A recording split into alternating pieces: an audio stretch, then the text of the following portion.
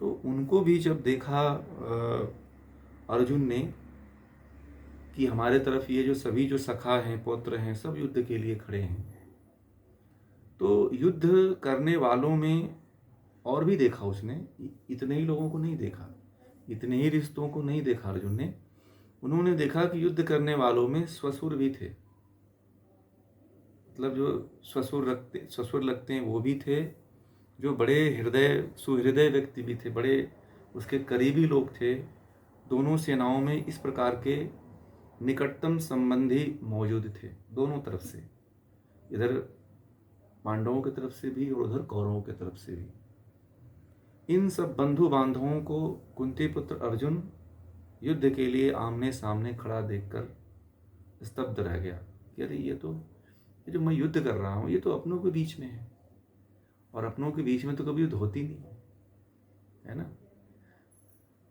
तो अब जो है कह रहे हैं कि परम करुणा से भरे हुए हृदय से जो है उदास होकर इस प्रकार अर्जुन कहने लगा, हे कृष्ण, इन अपने लोगों को युद्ध के लिए व्याकुल होकर अपने सामने खड़े देखकर, अब अर्जुन देखा ना कि ये तो सब मेरे ही लोग हैं, तो उसके मन में एक शोक आ गया, उदासी आ गई कि क्या मैं इनसे युद्ध करूं, अब जो सब अपने हैं, सब नज़दीक वाले लोग हैं।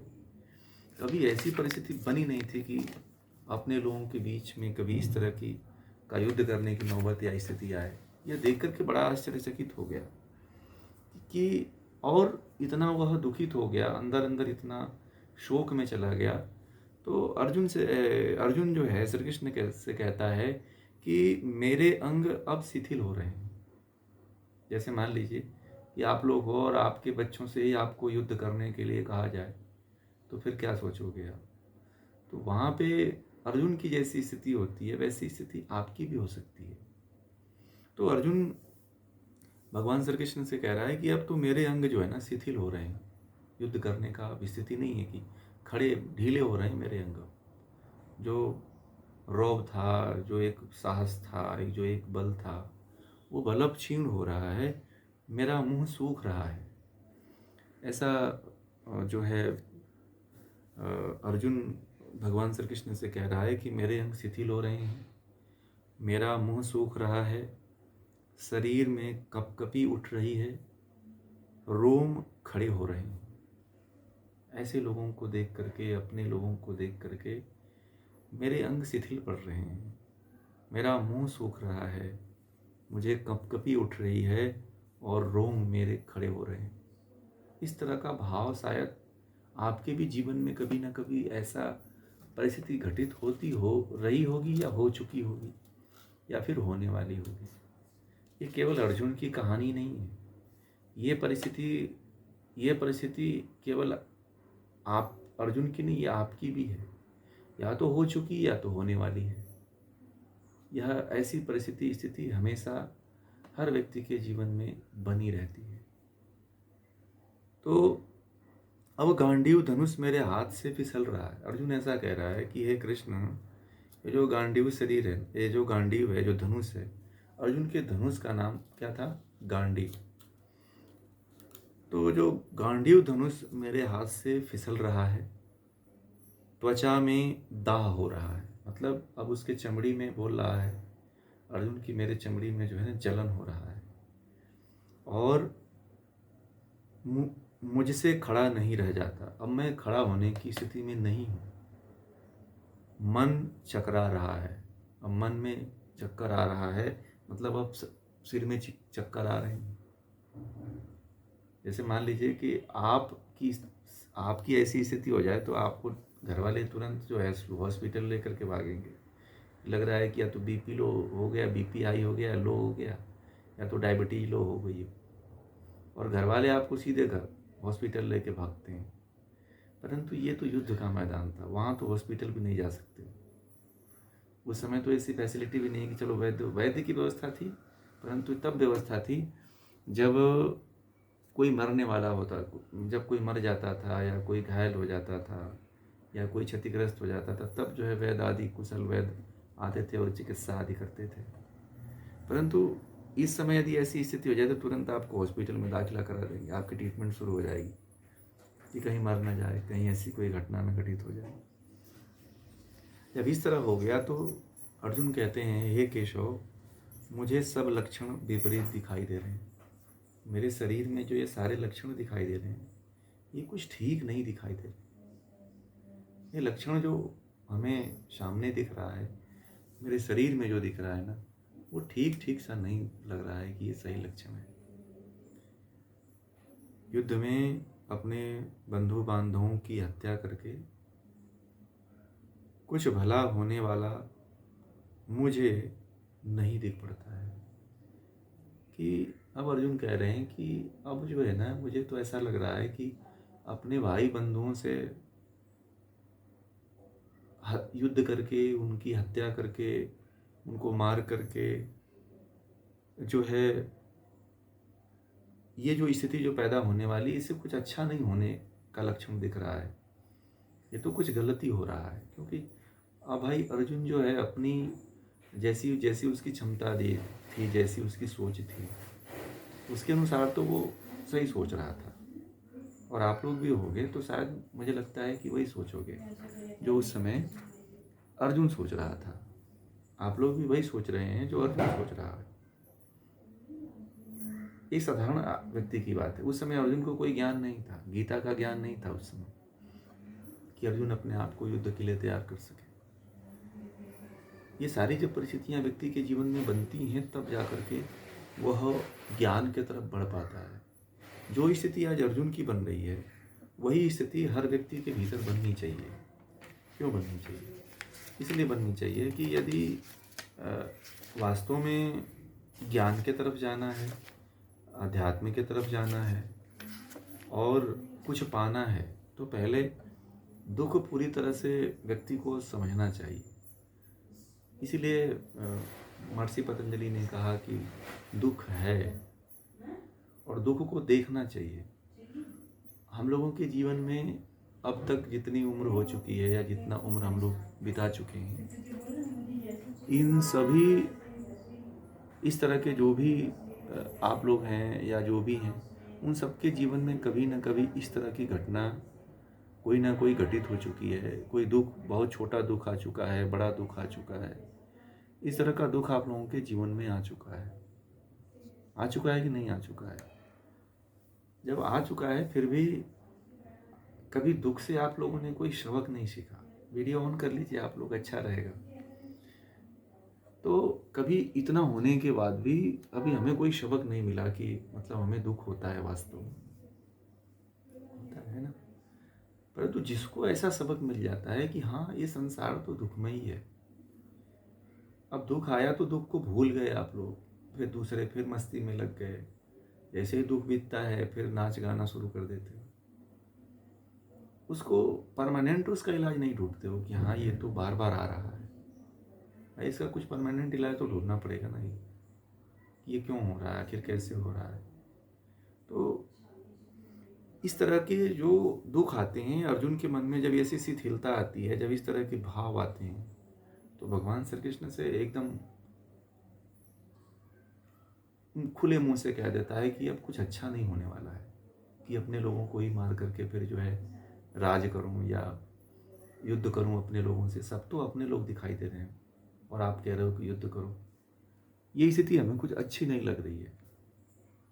ठीक है, फिर आगे कहते हैं कि हे केशव, कहते हैं कि हे कृष्ण, मुझे विजय की इच्छा नहीं रही है। अब कहता है अर्जुन कि हे कृष्ण, मुझे ना विजय की, अब मुझे इनसे अब युद्ध में लड़ करके जीतने की इच्छा नहीं है। क्यों नहीं है? अब न राज्य की इच्छा है, न सुखों की इच्छा है। हे गोविंद, हमें राज्य लेकर क्या करना, भोगों को भोग कर क्या करना है, जीवित रहकर भी क्या करना है। देखिए, ये क्षणिक वैराग्य जो है अर्जुन के मन में उठ गया। ये क्षणिक वैराग्य आ गया कि मतलब इनको भोग करके ये, अब मुझे युद्ध नहीं करनी है, अब मुझे राज्य की इच्छा नहीं है, ना मुझे सुखों की इच्छा है। ये राज्य लेकर के मैं करूँगा भी तो क्या करूँगा, सबको मार करके मैं किस पे राज करूँगा? तो साधारण आदमी सोचता है, और आप लोग भी यही सोचते हो, है ना? भोगों को भोग कर क्या करना, और जीवित रह के भी क्या करना? मुझे जीवित रह के भी अब कुछ नहीं सूझ रहा है। एक आम इंसान की जैसी स्थिति होती है ना, वही स्थिति अर्जुन की हो रही है कुरुक्षेत्र के रणभूमि में। एक जैसे आम इंसान सोचता है, जैसे आप लोग कभी कभी घबरा जाते हो, कभी कुछ होता है तो कहते हो कि अब तो मैं बचूंगा नहीं। जो ज़मीन जायदाद है, वो रुपए पैसे जितने बैंक में है, सब उसका कोड ले लो, रेफरेंस ले लो, सब निकाल लेना, यहाँ पैसा ये जमा है, तो व्यक्ति घबरा जाता है। कोरोना के काल में मैंने बहुत से लोगों को सुना था, जब कोरोना हुआ था तो लोगों ने अपनी सारी प्रॉपर्टी को ट्रांसफ़र करने लगे थे कि अब तो मैं बचने वाला हूँ नहीं। और कुछ लोगों ने तो अपनी पूरी पूरी प्रॉपर्टी बच्चों के नाम कर दिया, जो बीमार कोरोना हो गया था, और बाद में पता चला कि वो ठीक होकर घर आ गए। तो ऐसे व्यक्ति भयभीत हो जाता है, जैसे कोरोना के काल में लोग भयभीत हो गए थे। इस तरह से व्यक्ति भयभीत हो जाता है, फिर उसको कुछ सोचता नहीं, फिर उसको करने के लिए कुछ होता नहीं है। फिर वो जैसे अर्जुन की स्थिति हो रही है, सेम ऐसे ही आपकी और हमारी भी स्थिति होती है। जैसे अर्जुन सोचता है, जिस तरह से अर्जुन विचार अपने मन में लाता है, उसी तरह का भाव और विचार आपके भी मन में आता है। जैसे मान लीजिए, एक उदाहरण देता हूँ, कोई ऐसी घटना जो आपके घर में घटित हो जाए, एकाएक घटित हो जाए, तो फिर क्या करते हो? जैसे मान लो कि आपके घर में किसी का एक्सीडेंट हो गया, तो फिर क्या करोगे? फिर आप दौड़ने लगते हो, भागने लगते हो, तुरंत फ़ोन लगाने लगते हो, यहाँ करने लगते हो, रोने लगते हो, चिल्लाने लगते हो, है ना? ऐसी स्थिति बनती है कि नहीं बनती है? कभी जिनके घरों में ऐसी घटना घटित हुई होगी, वो इस चीज़ को समझ रहे होंगे गहराई से, है कि नहीं? और जिनके यहाँ ये स्थिति नहीं घटित होती है, वो तो इस चीज़ को फिर समझ ही नहीं पा रहे होंगे कि कहाँ से किस तरह से दुख भी होता है। और आजकल की स्थिति ये बन गई है कि लोगों के भीतर संवेदना भी खत्म हो गई है। संवेदना का मतलब समझते हैं? ये अगर किसी को कष्ट होता है, किसी को पीड़ा होता है, तो उसका दर्द नहीं होता है, कोई वेदना नहीं होती, कोई चीख नहीं होता है। मतलब इसी को कहते हैं कि आज का जो मनुष्य है वो संवेदनहीन हो गया है। जैसे डॉक्टर है, जल्लाद है, तो डॉक्टर के सामने भी कोई मर जाता है तो उसको कोई फर्क नहीं पड़ता। और जो जो पीएम पोस्टमार्टम करते हैं, या जो आप लोगों ने देखा होगा, जो जल्लाद होते हैं, उनके सामने भी कोई विशेष फर्क नहीं पड़ता। कितनी लाशें चली जाती हैं, उसका पीएम फटाफट फटाफट 5 मिनट में कर लेते हैं। तो वो संवेदना खत्म हो जाती है उनके अंदर, तो देखते देखते डॉक्टरों के आगे कोई मर जाए तो उनको कोई विशेष फर्क नहीं पड़ता है। आई एम सॉरी बोल करके चले जाते हैं कि मैं बचा नहीं पाया। ठीक है, वो संवेदना धीरे धीरे धीरे धीरे, ऐसे ही मनुष्य के अंदर वो संवेदना धीरे धीरे खत्म हो रही है। सुख और दुख को समझने की संवेदना व्यक्ति के भीतर नहीं रही। और जो व्यक्ति ज़्यादा संवेदनशील होता है, वह दुख को गहराई तक समझ पाता है, और जो दुख को गहराई तक समझ लेता है, वही उसी के अंदर ज्ञान होता है। वही व्यक्ति जो है गीता जैसे ज्ञान को प्राप्त करने की इच्छा रख पाता है ना? और जिसके अंदर संवेदना नहीं है, वो तो कितना भी थपेड़े पड़े, कितना भी दुख पड़े, कितना भी कष्ट पड़े, उसको झेलता ही चला जाता है। वो कहता है कि ये तो दुनिया का नियम है, ये तो संसार का नियम है, ये तो सबके ऊपर पड़ रहा है, तो मेरे ऊपर पड़े तो क्या इसमें बुराई है? वैसे ही कहते हैं ना। और घर वाले भी यही उदाहरण दे देते हैं कि भैया केवल तेरे ही ऊपर थोड़ी पड़ने वाला है, ये तो सबके ऊपर पड़ने वाला है। तो यही संवेदना व्यक्ति के अंदर खत्म होने के कारण जो है, व्यक्ति दुख से उबर नहीं पाता है। और जब व्यक्ति दुख से नहीं उबर पाता है, तब वह गीता जैसे ग्रंथ को नहीं जान पाता है। जिस व्यक्ति ने जीवन में दुख झेला हो, जिस व्यक्ति के जीवन में अर्जुन जैसी परिस्थितियां आई हों, वह व्यक्ति जितना गीता को गहराई से समझ सकता है, इतना गहराई से जान सकता है, उतना मुझे लगता है कोई नहीं जान पाएगा। और ऐसा नहीं है कि यहाँ पे कोई व्यक्ति है, 25-30 लोग यहाँ पे जितने लोग हैं, इसमें से कोई ऐसा व्यक्ति नहीं हो जिसके जीवन में कठिन से कठिन दुख न आया हो। आया है। और इसमें यहाँ पे ऐसे ऐसे लोग हैं जो हर परिस्थितियों को झेले हुए हैं, ऐसा भी नहीं। फिर भी ज्ञान न होने के कारण, गीता जैसे ग्रंथ का ज्ञान न होने के कारण कभी आभास ही नहीं हुआ कि दुख भी होता है। आज हमारी संवेदना एक पोस्टमार्टम करने वाले व्यक्ति की तरह हो गई है। आज हमारी संवेदना एक डॉक्टर की तरह हो गई है। आज हमारी संवेदना एक जल्लाद की तरह हो गई है। हम आज सक्षम नहीं हो पाए। और जब इस तरह की संवेदना हमारे भीतर नहीं रहेगी तो ज्ञान को कैसे प्राप्त कर पाएंगे? ज्ञान की ऊंचाइयों को कैसे छू पाएंगे? गीता जैसे उच्चतम ज्ञान का, जिसमें हर तरह का ज्ञान छिपा हुआ है, हर तरह की विद्या छिपी हुई है, हर तरह का रहस्यतम से रहस्यतम गूढ़ रहस्य छिपा हुआ है, वो कैसे प्राप्त होगा? लेने के लिए हमारे अंदर कुछ पात्रता की आवश्यकता है। और जब तक हमारे अंदर वो पात्रता नहीं आती, देखिए सब कुछ इस शरीर से ही प्राप्त किया जा सकता है, इस शरीर से कुछ बाहर नहीं है। व्यक्ति बाहर भले भटकता है, बाहर कुछ नहीं है, सब कुछ अपने भीतर है ना। और जब व्यक्ति जागता है, जब खोजने की कोशिश करता है, जब जानने की कोशिश करता है, तब उसको जान पाता है।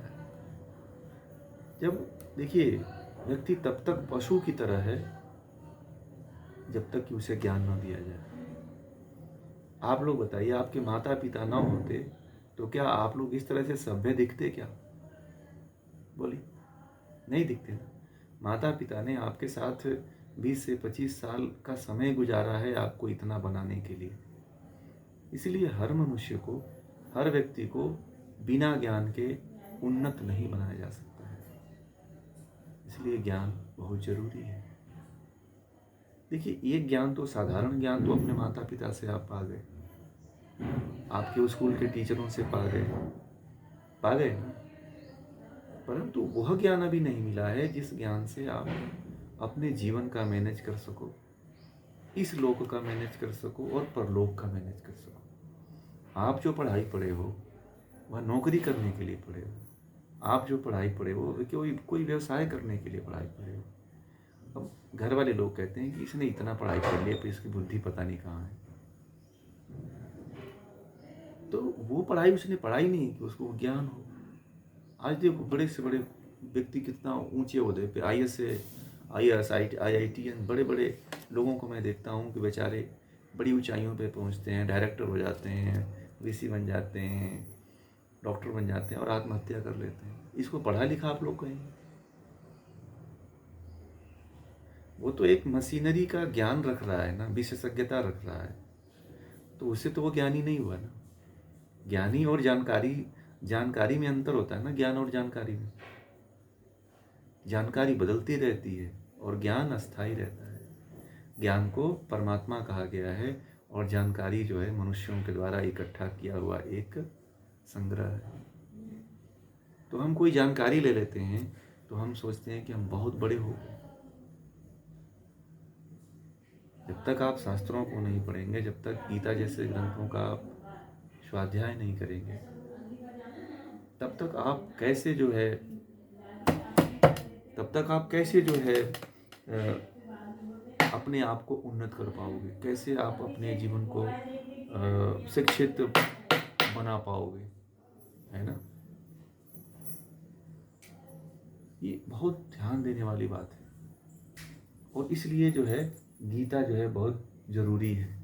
गीता पढ़ना बहुत जरूरी है। गीता में वो दुनिया का सारा ज्ञान छिपा हुआ है, जो वेदों में है, जो उपनिषदों में है, जो दर्शनों में है, जो स्मृतियों में है, जो भारत में जितनी भी परंपराएं, पंथ चल रहे हैं, उन सभी पंथों का ज्ञान गीता में, कुछ बचा ही नहीं है। इसलिए एक जन्म होता है माता पिता के यहाँ और दूसरा जन्म होता है जब आपको ज्ञान की प्राप्ति हो जाती है, तो तभी व्यक्ति को कहा जाता है द्विज। द्विज का मतलब होता है दूसरा जन्म। जब व्यक्ति को ज्ञान हो जाता है तो व्यक्ति को दूसरा जन्म हो जाता है। इसीलिए तब तक व्यक्ति पशु के समान है। अभी आप लोग आधा मतलब तैयार हुए हो, आधा मतलब परफेक्ट नहीं हो, अभी 50% अभी आपका ग्रोथ हुआ है। 100% ग्रोथ तब होगा जब आपको ईश्वरीय ज्ञान की प्राप्ति हो। जब आप लोग हमारे शास्त्रों में दिए हुए जो ऋषियों के जो अनादिकाल से चले आ रहे, जो अनश्वर ज्ञान है, जो नश्वर, जो कभी नष्ट नहीं होता है, जो अनादि ज्ञान है, जो सदियों से हर मनवंतर तक चला आ रहा ज्ञान है, उस ज्ञान को प्राप्त करते हो तब वो पूर्णता आती है। आप लोग समझते हो कि शादी हो गई, बच्चे हो गए, परिवार हो गया, अब बूढ़े हो गए तो हम पूर्ण हो गए। नहीं नहीं, अभी आप लोग अपूर्ण हो। ठीक है, अब पूर्णता तब आती है जब व्यक्ति के अंदर ज्ञान आ जाता है। तब व्यक्ति को, जैसे कि आयुर्वेद में भी कहा गया है कि स्वस्थ व्यक्ति कौन है। WHO ने भी कहा है कि स्वस्थ व्यक्ति किसको कहा जाता है, कि शारीरिक रूप से, मानसिक रूप से, सामाजिक रूप से और आध्यात्मिक रूप से स्वस्थ हो। तो सबसे बड़ी बात है, आप शारीरिक रूप से तो गड़बड़ हो ही, मानसिक रूप से भी थोड़ा गड़बड़ हो, सामाजिकता थोड़ी ठीक है, परंतु आध्यात्मिकता तो जीरो है। तो आप इसको स्वस्थ कहोगे क्या? आध्यात्मिकता का मतलब क्या? आप लोग आध्यात्मिकता का मतलब क्या समझते हो? अपने आप को कहते हो ना कि मैं स्पिरिचुअल हूँ, मैं आध्यात्मिक हूँ। अब इसका मतलब आप लोग जानते हैं क्या होता है, किसको कहते हैं? आध्यात्मिक उसी को कहते हैं जो व्यक्ति ये जो 3 पदार्थ होते हैं, उन 3 पदार्थों को जानता है। कौन? प्रकृति, जीवात्मा और ईश्वर। इन 3 पदार्थों को जान लेता है और ज्ञान को, चौथा पदार्थ है ज्ञान। इन 4 पदार्थों को जो जान लेता है वही व्यक्ति आध्यात्मिक है। ठीक है, इसको नोट कर लीजिएगा। आध्यात्मिक उसको नहीं कहते हैं कि आप कहते हो कि मैं हिंदू हूँ। आध्यात्मिक उसको नहीं कहते हैं कि आप बहुत दिनों से पूजा करते हो। आध्यात्मिक उसको नहीं कहते हैं जो आप बहुत दिनों से राम नाम जप करते हो, आप कोई भी जप करते हो।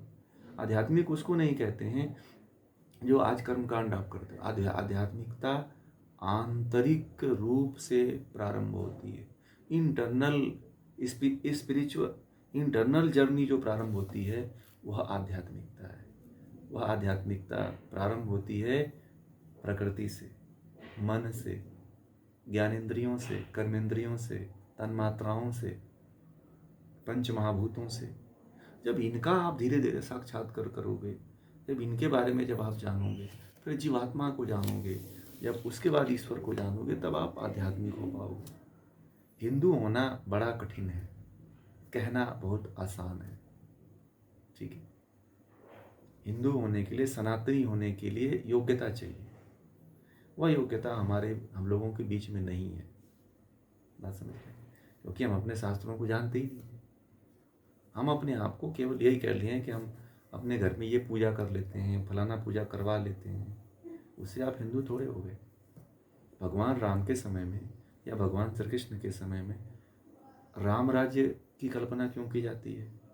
राम राज्य में का मतलब ये नहीं है कि राम जी सारी सुविधाएं दे रखे थे। वहाँ का हर एक नागरिक अपने आप में पूर्ण था, ज्ञान में, विज्ञान में, हर चीज में परिपूर्ण था। इसलिए राम राज्य की कल्पना की जाती। भारत पहले विश्वगुरु क्यों था? इसीलिए तो था। तो ये सारी बातें हैं जो तब जाकर के हमें आध्यात्मिकता के योग्य बनाती हैं, हमें आध्यात्मिक बना पाती हैं। ठीक है, आगे चलते हैं हम लोग।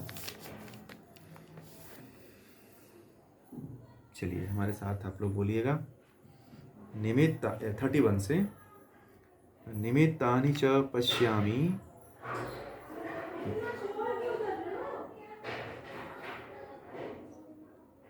विपरीतानि केशव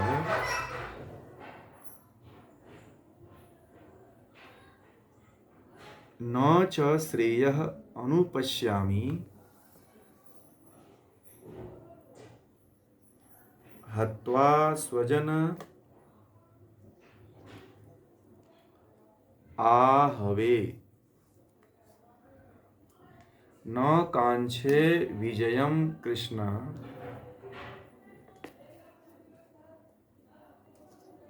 न च राज्यं सुखानि च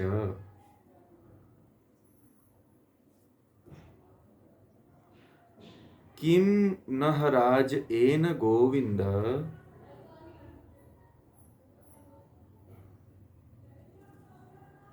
किं भोगैः जीवितेन वा।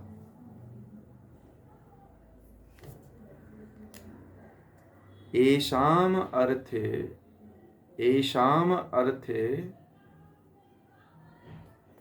काङ्क्षितं नः राज्यं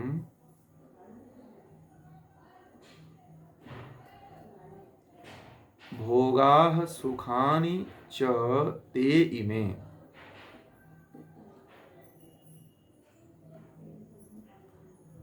अवस्थिताः युद्धे प्राणान्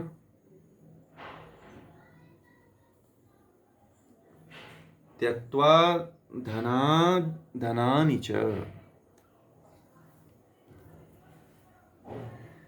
आचार्यः पितरः पुत्रः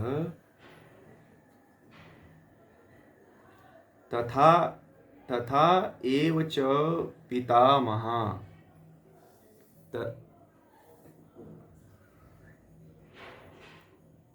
मातुलाः स्वसुराः पौत्राः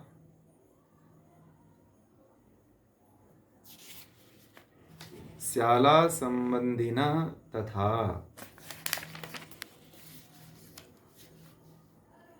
निहत्या धार्तराष्ट्रान्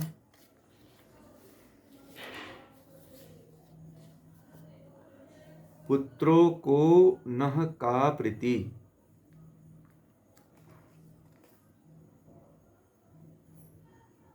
स्यात् जनार्दनः पापम् एव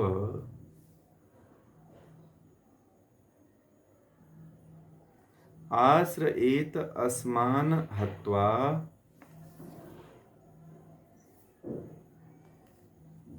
एतान् आततायिनः।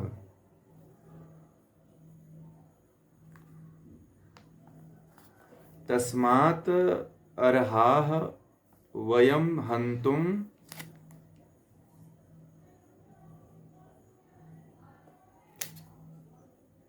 धार्तराष्ट्रान् स्वबन्धवान्।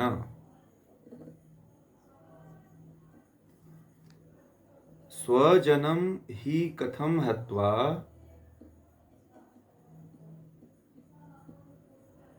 सुखिनः स्याम माधव। यद्यपि इते न पश्यन्ति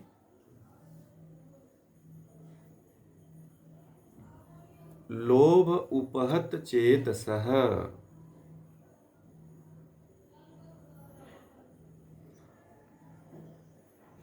कुलक्षय कृतं दोषं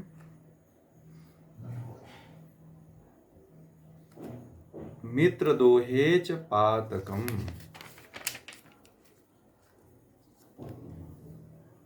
कथं न ज्ञेयम् अस्माभिः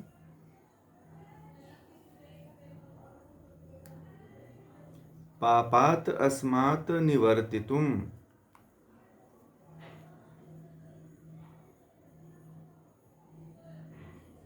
कुलक्षय कृतं दोषं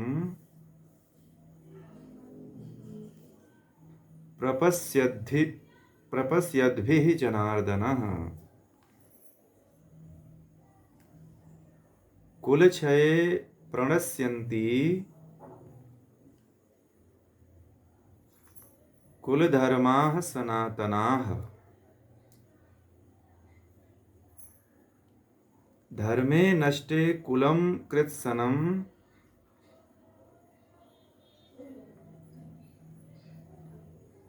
अधर्मः अभिभवति उत। अब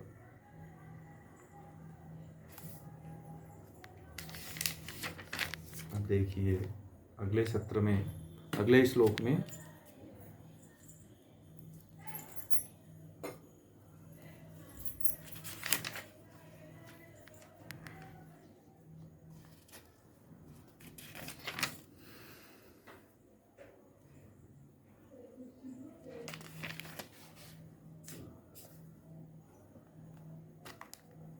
हे केशव, अब देखिए आगे कह रहे हैं कि ये जो हत्या करके भला होने वाला जो मुझे कुछ नहीं चाहिए, मैं तो सब विपरीत लक्षण देख रहा हूँ, और न मुझे राज चाहिए न भोग चाहिए, और जीवित रह करके भी मुझे कुछ नहीं चाहिए। ऐसा जो है अर्जुन जो है भगवान श्री कृष्ण से कह रहे हैं। और आगे कहते हैं कि जिनके लिए हमने राज्य भोग तथा सुख की इच्छा की थी, वे सब प्राण तथा धन का मोह त्याग कर युद्ध में आ खड़े हुए हैं। अब भगवान श्री कृष्ण से अर्जुन ऐसा कह रहे हैं कि हे केशव, ये जो जिनके लिए हमने राज्य की स्थापना किया था, जिसके लिए हमने भोग की स्थापना किया था और सुख की इच्छा की थी, कि ये जिनके लिए, जैसे कि आप लोग जैसे कहते हो कि मैंने तो अपने बच्चों के लिए ही इतना घर बना रहा हूँ, जायदाद खड़ा कर रहा हूँ, रुपए पैसा इकट्ठा कर रहा हूँ, उसी तरह से अर्जुन भी कह रहे हैं कि जिनके लिए हमने ये राज बनाया था, जिनके लिए हमने सुख भोगने के लिए सब कुछ तैयार किया था, वही लोग जो है प्राण का, धन का मोह त्याग करके युद्ध में खड़े हैं। हे केशव, अब बताओ मैं कैसे इनके साथ युद्ध करूं? हम जिनके लिए पूरी जीवन का कमाई लगा दिए हैं, जिनके लिए हमने पूरा अपना जीवन जो है लगा दिया है कि एक उस राजा से लड़ करके, यहाँ से लड़ करके, इस तरह से कर करके हमने जो राज्य व्यवस्था को पूरा बनाया है, ये सारे के सारे अपने प्राण की इच्छा न करके सब युद्ध में लड़ने के लिए आ गए। क्या आप देखो, ये कितनी बड़ी बात है, ये कोई छोटी बात नहीं है, जो मोह को और प्राणों को त्याग करके, प्राण की भी इनको बचाने की कोई भी इच्छा नहीं है, ये अपना प्राण भी न्यौछावर करने के लिए युद्ध में खड़े हुए हैं। और ये भी कह रहे हैं, आगे अर्जुन कह रहे हैं कि आचार्य, देखिए यही नहीं, देखिए आप, हमारे जो आचार्य जो हमको ज्ञान दिया, जिन्होंने हमें शिक्षा दिया, वो भी खड़े हैं। पिता खड़े हैं, पुत्र खड़े हैं, पितामह खड़े हैं, मामा खड़े हैं, ससुर खड़े हैं, पौत्र खड़े हैं, साले खड़े हैं, तथा अन्य संबंधी युद्ध भूमि में सब आकर के खड़े हैं। कोई ऐसा है ही नहीं है जो बाहर का व्यक्ति हो जिससे हम युद्ध कर सके, सब तो अपने खड़े हैं। कैसे युद्ध करें? फिर कहते हैं, हे मधुसूदन, अगर इन लोगों द्वारा मैं मार भी दिया जाऊं, या तीनों लोगों के राज्य के हेतु भी मैं इनको मारने की इच्छा नहीं करता, फिर इस पृथ्वी के राज्य का तो कहना ही क्या। अर्जुन अब और उसका मनोबल गिरता चला जा रहा है। वो काफ़ी भावुकता जिसको कहते हैं ना, जिसको मोह कहते हैं, जो विषाद जो आ जाता है, विषाद के बाद फिर मोह आता है व्यक्ति के अंदर। तो अर्जुन के अंदर देखिए मोह आ रहा है धीरे धीरे। जो अपने लोगों का नाम जो गिनाया उसने, ये आचार्य, पिता, पुत्र, ये नाम ऐसे हैं कि हर व्यक्ति के अंदर मोह उत्पन्न होता है कि नहीं होता है? हर व्यक्ति के भीतर इसका मोह उत्पन्न हो जाता है। यहाँ पे चाहे कोई भी व्यक्ति हो, आप लोग भी हो, तो आप अपने सगे संबंधियों को देखोगे और कहेगा कोई व्यक्ति कि ये रिवॉल्वर ले लो, ये बंदूक ले लो और इसको सबको गोली मारो, तो आप क्या करोगे? आप लोग गोली मारोगे, चला दोगे गोली? तब तो आप अर्जुन की तरह ही कहोगे ना कि हे मधुसूदन, अब तो यदि मैं इनको तो मैं नहीं मारूंगा, परंतु ये लोग मुझे मार देंगे तो मैं इसको स्वीकार कर लूँगा, ठीक है। अगर ये लोग मुझे मार देंगे ना तो मुझे मरने का कोई गम नहीं है, चलेगा, ठीक है। और ये कह रहे हैं कि यदि मान लो मैं इनको युद्ध में हरा भी दिया, चलो मैं मान लेता हूँ कि मैं इन सबको हरा भी दिया, नहीं, इनको मारने की अगर राज्य की इच्छा लेकर के मैं इनको यदि मारूं तो कैसे मारूं? ये मेरे बस की बात नहीं है कि मैं मार दूं इनको, और वो भी राज्य के लिए मारूं। वो सब अपने लोग हैं, सब रिलेशन वाले लोग, सब घर के लोग हैं, सब पिता पुत्र भाई बंधु सब हैं, और आप कह रहे हो कि युद्ध करो। तो मुझसे हो नहीं सकता है। अगर आप मुझे ना हस्तिनापुर का राज्य तो नहीं चाहिए, यदि आप मुझे पूरे पृथ्वी का राज दे दो ना, जितना पृथ्वी है वो भी मुझे नहीं चाहिए, ऐसे युद्ध करके। और ऐसा ही मोह जो है, इसी तरह का मोह जो है अशोक को भी हुआ था। अशोक भी जो है जब युद्ध किया था कलिंग पे, तो वो भी हथियार छोड़ दिया था, वो भी हथियार रख दिया था कि आज के बाद युद्ध नहीं करूंगा। परंतु उस समय कोई उसको कृष्ण की तरह ज्ञान देने वाला नहीं रहा। अगर अशोक आज हथियार नहीं रखा होता तो देश की स्थिति इतनी बुरी नहीं हुई होती। इसी तरह से अर्जुन को समझाने वाले वहां पे भगवान श्री कृष्ण थे, जो गीता जैसे ज्ञान को हर युग में जरूरत है। हर युग की आवश्यकता है गीता की ज्ञान। हर व्यक्ति को गीता के ज्ञान देने की महती आवश्यकता है, तभी व्यक्ति बच सकता है, तभी व्यक्ति अपने कर्तव्य का सही रूप से पालन कर सकता है। मैंने अभी जो कहा कि बिना ज्ञान के ये चीज़ आप एक पशु के समान हो।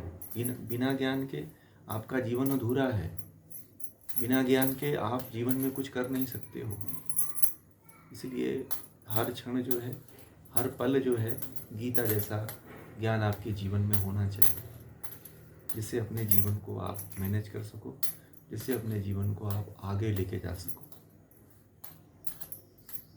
फिर आगे कहती हैं, हे जनार्दन, फिर अर्जुन भगवान श्री कृष्ण से कहते हैं, हे जनार्दन, धृतराष्ट्र के इन पुत्रों का हनन करने में हमें सुख कैसे प्राप्त हो सकता है? आप कह रहे हो कि युद्ध करो,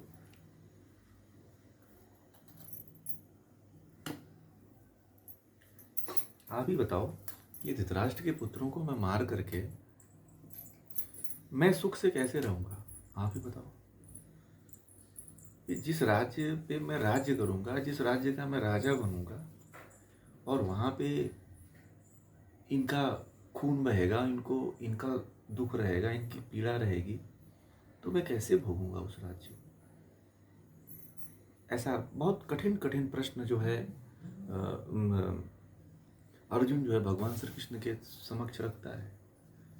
अगर आप लोग होते तो कहते कि अरे छोड़ो यार, ये तो ऐसा कह रहा है ना, तो ये अब युद्ध छोड़ दो, तुम तो अब यही काम कर लो जो तुम्हारे मन में आता है।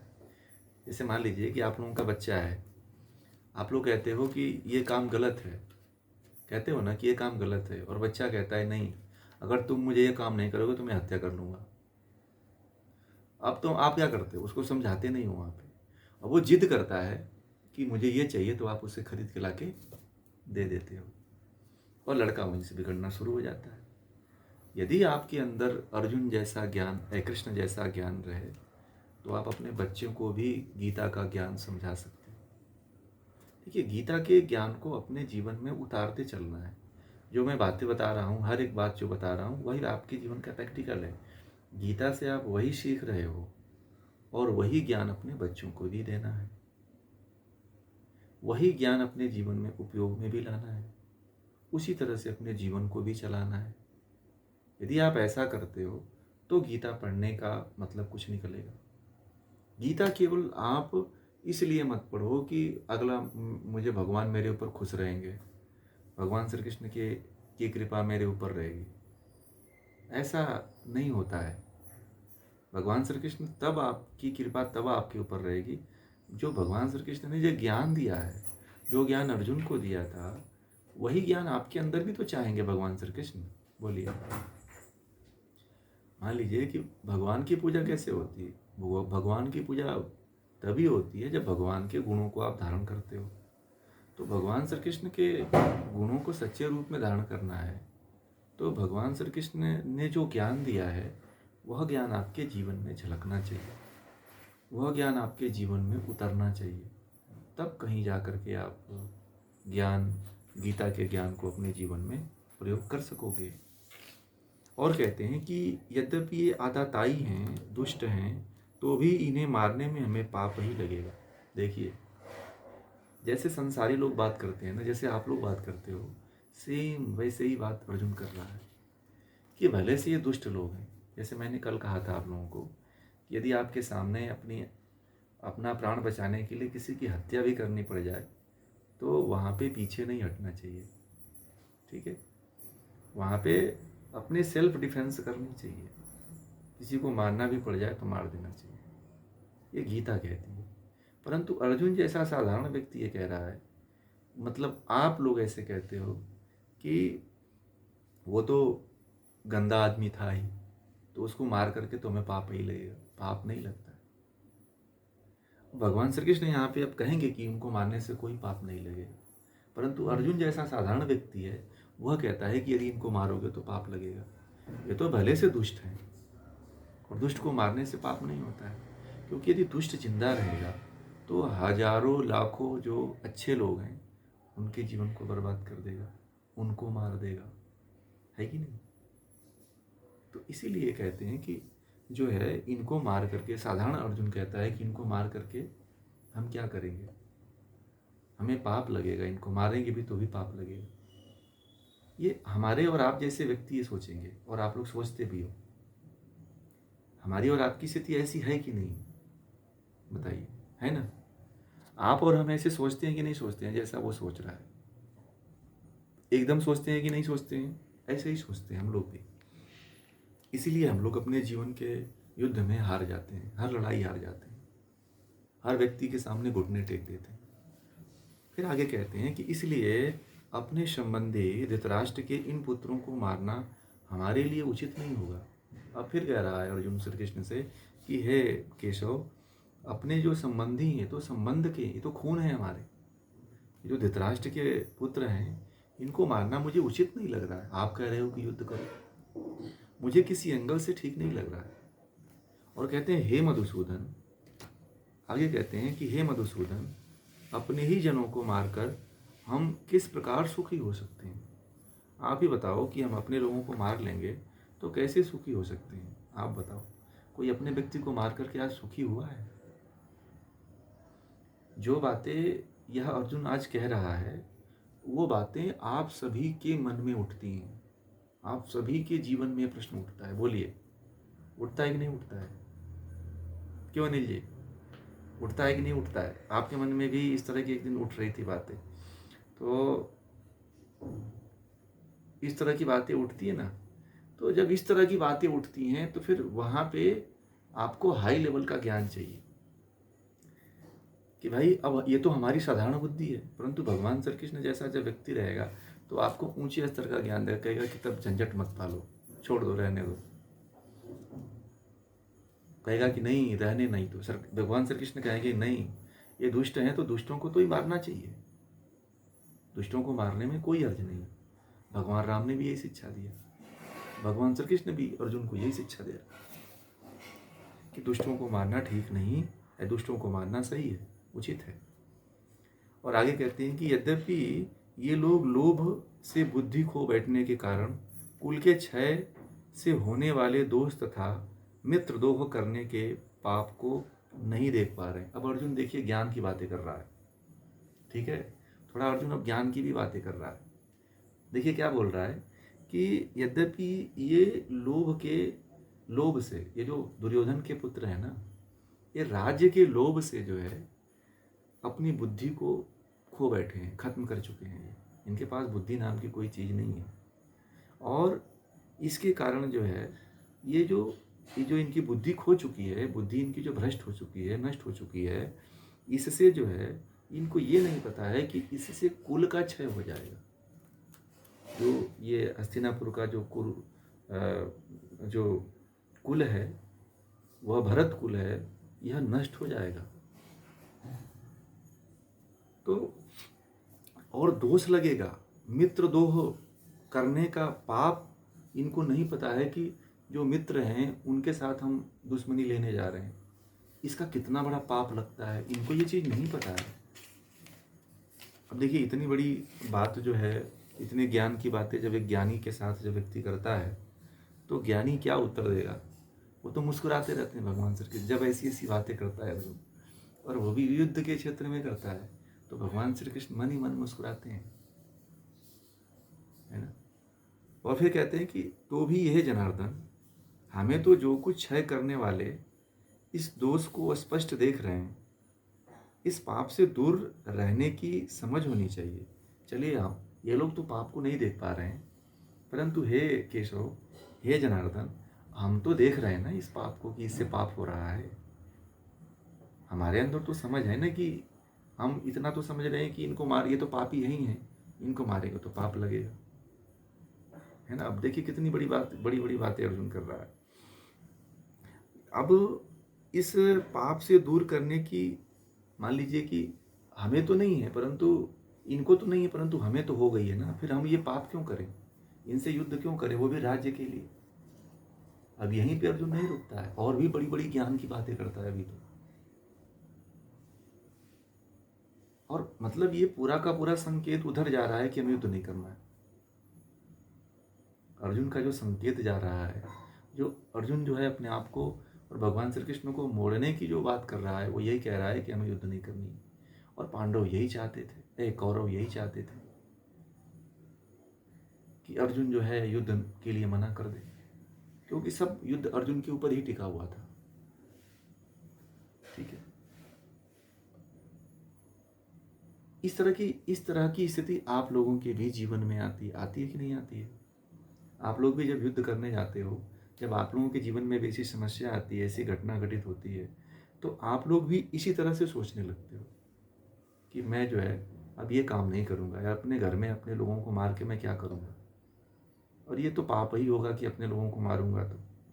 ठीक है, परंतु ये बात तब होती है जब धर्म की लड़ाई हो। युद्ध तब होती है जब मारना तब आवश्यक हो जाता है, जब धर्म की स्थिति, उस बीच में धर्म आ जाए, बीच में धर्म की लड़ाई आ जाए, तब मारना उचित हो जाता है। अगर धर्म नहीं होता तब तो, अगर वो अधार्मिक नहीं होते वो लोग धर्म की रक्षा करते तो भगवान श्री कृष्ण उनको नहीं मारते, परंतु वो लोग धर्म को भ्रष्ट कर रहे थे। इसलिए अर्जुन को वह ज्ञान देते हैं जो हमारे शास्त्रों में, हमारे ग्रंथों में निहित है। उस ज्ञान को भगवान श्री कृष्ण अर्जुन को बताते हैं, जो ज्ञान शायद दबा हुआ था, जो ज्ञान शायद छिपा हुआ था। और आगे कहते हैं कि कुल के क्षय हो जाने पर, कुल के जो सनातन धर्म हैं, कुल की जो सनातन पुरानी परंपराएं हैं, सदियों के अनुभव के आधार पर कुल की जो मर्यादाएं बन चुकी हैं, वे नष्ट हो जाती हैं। जब कुल की परंपराएं, मर्यादाएं नष्ट हो जाती हैं, तब इन परंपराओं के नष्ट हो जाने पर संपूर्ण कुटुंब में, संपूर्ण समाज में अधर्म का बोलबाला हो जाता है। देखिए, बहुत बड़ी बड़ी बातें अर्जुन ने कह दी। शायद आप लोग भी यही करोगे। आप लोगों के भी जीवन में यदि इस तरह की परिस्थिति आएगी, तो आप लोग भी शायद यही सोचोगे जो अर्जुन सोच रहा है। तो अब ये बताइए, ये युद्ध आपकी है कि अर्जुन की है? बोलिए, ये युद्ध अर्जुन की केवल है कि आपकी भी है? आपकी भी है ना। तो अब इस एंगल से, हाँ, अब इस गीता को अपने जीवन में इस एंगल से लेना पड़ेगा कि यह गीता तो सेम हमारे जीवन की तरह घटित हो रही है। तो गीता जैसा उपयोगी कोई ग्रंथ है क्या? कोई ग्रंथ नहीं। क्योंकि गीता जो है ना, सीधे आपकी बात करता है। गीता जो है भगवान अर्जुन और श्री कृष्ण की बात नहीं करता है। वो लगता है कि ये तो हमारे जीवन में ऐसी घटना घटित हो चुकी है। आप लोग ये पढ़ रहे होगे तो आप लोग अनुमान लगाओ, इस बारे में सोचो, देखो आपको लगेगा कि ऐसी घटना तो हमारे जीवन में घटित हो चुकी है कि नहीं? बोलिए, लगेगा कि आपको भी लगेगा कि जैसे अर्जुन कह रहा है कि जो अब युद्ध करेंगे तो कुल का क्षय हो जाएगा, अर्थात कुल का नाश हो जाएगा। कुल के जो सनातन है, जो अनादिकाल से जो परंपरा चली आ रही है, वह परंपरा नष्ट हो जाएगी। सदियों के जो अनुभव के आधार पर जो हमारे कुल में मर्यादाएं बनाई गई हैं, जो नियम बनाए गए हैं, वो भी सब नष्ट हो जाएंगे। परंपराएं नष्ट हो जाएंगी, मर्यादाएं नष्ट हो जाएंगी, सब कुछ। ये जो कुटुंब है, ये परिवार है, यह परिवार सब कुछ नष्ट हो जाएगा, और सब जगह पूरे समाज में, परिवार में, राज्य में अधर्म का बोलबाला हो जाएगा। जब इस तरह की बातें अर्जुन जो है भगवान श्री कृष्ण के सामने जब रखता है, तो देखिए, समाज जो है ना, समाज जो है दो धाराओं, दो स्तंभों पे खड़ा होता है। क्या, किस पे खड़ा होता है पता है? बता सकते हैं आप लोग? सभ्यता और संस्कृति। सभ्यता क्या है? जीने का वह उच्चतम जो परंपराएं हैं उसको सभ्यता कहते हैं। संस्कृति क्या हो जाती है? संस्कृति क्या है? जो हमारे अनादिकाल से चले आ रहे जो ज्ञान विज्ञान है वह है। जब अधर्म की लड़ाई जब इस तरह की बात आती है तो इसमें सब कुछ नष्ट हो जाता है। और शायद महाभारत के युद्ध में बहुत कुछ नष्ट हो भी गया। बड़े बड़े योद्धाओं के पास जो ज्ञान था वह भी खत्म हो गया। महाभारत के युद्ध से बहुत कुछ विनाश भी हुआ है। महाभारत के युद्ध में बहुत बड़े ज्ञान की क्षति भी हुई है। महाभारत से हमारे देश का बहुत बड़ा पतन भी हुआ है। ऐसा नहीं है कि महाभारत के युद्ध से हमारे देश में कुछ ऐसा नहीं हुआ है। बहुत हुआ है, बहुत क्षति, बहुत हानि हुई है। जो यहाँ पे अर्जुन बात कह रहा है वह बात जो है सब जगह लागू होती है। सामाजिक स्थिति खत्म हो गई, आर्थिक स्थिति खत्म हो जाती है, राजनैतिक स्थिति खत्म हो जाती है, सभ्यता खत्म हो जाती है। संस्कृति जो होती है, संस्कृति जो है वह भी संस्कृति एक तरह से परिवर्तनशील भी होती है, बदलने वाली नहीं होती है। लोग कहते हैं कि संस्कृति बदल जाती है। संस्कृति में क्या होता है? संस्कृति में वह तत्व होता है, वह ज्ञान होता है जो अनादिकाल से चला आ रहा है। वह तत्व अस्थायी बना रहता है यदि कुल रहता है, यदि उसमें परंपराएं रहती हैं। आज हमारे देश में हम लोग ऐसी स्थिति पे खड़े हो गए हैं कि हमारे देश में ये बताइए, हम लोगों के पास अपनी सभ्यता और संस्कृति अभी है क्या? बता सकते हैं आप लोग? हमारी सभ्यता और संस्कृति हम लोगों के पास है क्या? बताइए। अभी कौन सी संस्कृति सभ्यता हमारे पास है? लाड मैकाले वाली संस्कृति सभ्यता है। अभी तो अपने पास न परिवार में कोई मर्यादा है, न घर में कोई मर्यादा है, न माता पिता का सम्मान है। जो अर्जुन ने बात कहा था एक तरह से सही कहा था। ये कोई आम जो जिस नज़रिए से उसने ये वाला जो श्लोक बोला है, 40 नंबर का जो श्लोक है, ये जो 40 नंबर का श्लोक वास्तव में अर्जुन का सत्य निकला। ठीक है, अर्जुन का जो 40वें नंबर का जो बात कहा था अर्जुन ने, वह पूरी आज देखो अक्षरशः आपको सत्य मिलेगा। आज देखो अपने समाज में, अपने सभ्यता में देखो, अपने संस्कृति के ग्रंथों का किसी को ज्ञान नहीं है। जिस ज्ञान परंपरा को पहले क्या होता था कि जब कुल रहा करते थे, परिवार जब रहा करते थे, तो वह ज्ञान एक कुल से दूसरे कुल में जाता था। अब तो रूढ़ियाँ जो है, केवल रूढ़ियाँ बच गई हैं। रूढ़िवादिता जिसको कहते हैं, केवल वह बच गया है, जिसमें ज्ञान नहीं है। अज्ञानता भरी हुई है। कहीं पे कोई प्रथा चल रही है, कहीं पे कोई प्रथा चल रही है, कहीं पे बलि प्रथा चल रही है, इधर उधर की प्रथाएं चल रही हैं। जो वास्तव में जो अर्जुन ने कहा था कि जो मर्यादाएं हैं, जो ज्ञान है, जो धर्म है, जो सभ्यता है, जो संस्कृति है और जो सनातन धर्म है, वह नष्ट हो जाएगा। वास्तव में सनातन धर्म नष्ट हुआ है। आज किसी भी परिवार में पूछ लो, सनातन धर्म जिंदा है क्या? बोलिए।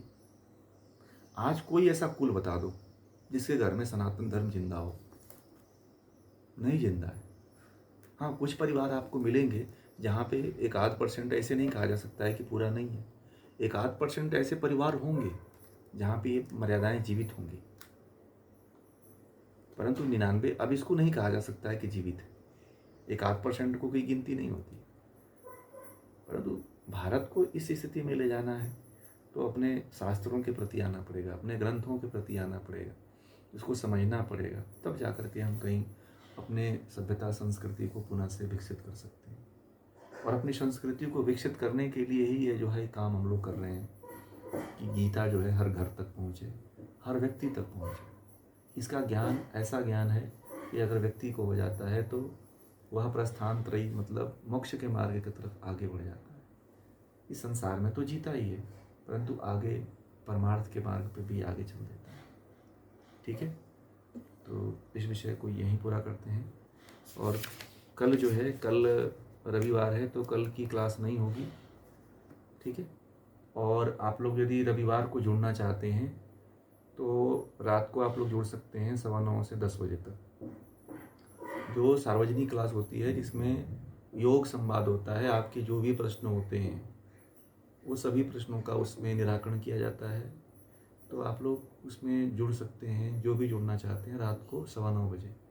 उसका लिंक ग्रुप में हम डाल देंगे, अगर जिनको जुड़ना है वो जुड़ सकते हैं। तो आप लोग ज़रूर जुड़िए। जो भी आपकी शारीरिक, मानसिक, आध्यात्मिक, पारिवारिक, सामाजिक जो भी तरह की समस्याएं हैं, उन सभी तरह की समस्याओं से संबंधित प्रश्न रख सकते हैं। ठीक है, तो आप लोग जुड़िए और भी लोगों को जोड़ते रहिए। आप लोग गीता में जो वीडियोस भेज रहे हैं आप लोगों को, वो अपलोड करके वो वीडियो को सुनते रहिए। जो लोग नए, इतने लोग जुड़े हुए हैं ग्रुप में, आपके अगर जानने वाले हैं तो उनको बोलिए क्लास में जुड़ें। अगर क्लास में जुड़ते हैं तो क्लास में पढ़ना और वीडियो सुनना एक अलग बात हो जाती है। ठीक है, तो वीडियो में कुछ कट पीट किया जाता है, कुछ इधर